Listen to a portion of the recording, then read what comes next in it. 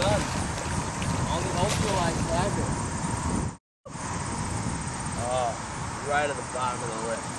That's a good 2.5 pound. Nice fish. Right there. Whoa, that is a nice fish. That right there is the product of a young woolly bully. Introduced this year at iCast. Absolutely amazing, right at the bottom of the mouth. What a chunker bass. This is what we call pond hopping. We've already fished 2 ponds today. Managed to pull up one and this one, and this has got to be by far the biggest fish so far of the day. Good fish, that may be 3 pounds. Urban fishing. We got the road right behind us. We got, buildings, So this is great. Catching these bass like this, weightless rigging these yum.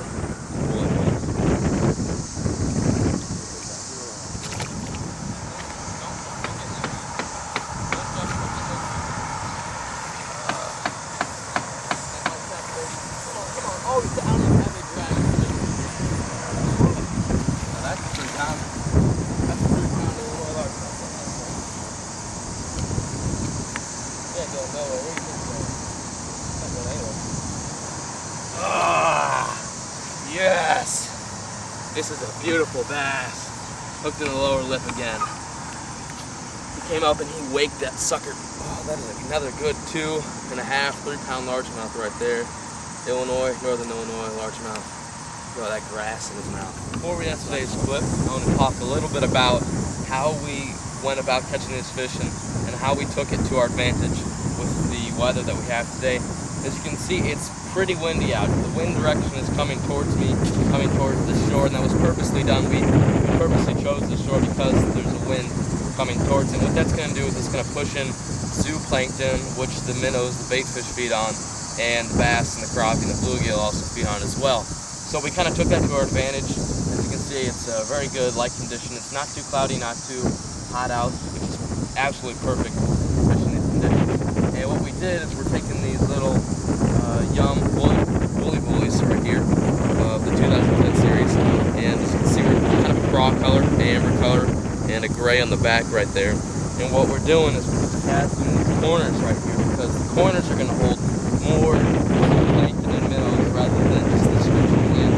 We're also going to not overlook the strips of land as well because it's going to hold a lot of food. That's how we got our bigger fish today. And we can cast right out here. And really what this is just going to do is it's going to run over that hydrilla, get those bass looking while they come up and going to eat it.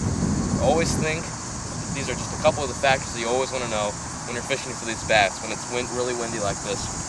You want to use light line, you want to use sensitive line, so I'm using braid right now. This is Fireline braid. You want to use something Texas rig because you are going to be running over these hydrilla patches, something weedless, something like that, and you want to use something weightless, something that really goes slow and it's going to get those bass attention that goes fast. So a fluke, a jerk bait, something like a rip bait, what we've got right here is kind of an interesting combination right here. What we've got is this craw, and that's something you can also do as well. You never know what the bass think when they're biting this. Obviously not a crawdad because it's suspending. Could be a crawdad just kind of floating in midair, kind of got kicked up by some of the wind. But you never know what the bass think. So you've always got to kind of go with the bass want. You can't just go with what you've always had luck with. So today, rather than choosing a fluke, I went with something a little bit different because I've never fished this water before. So these are just a couple tips before we end our clip. Hope you guys stay tuned. Enjoy our next episode of Fishing in the Midwest.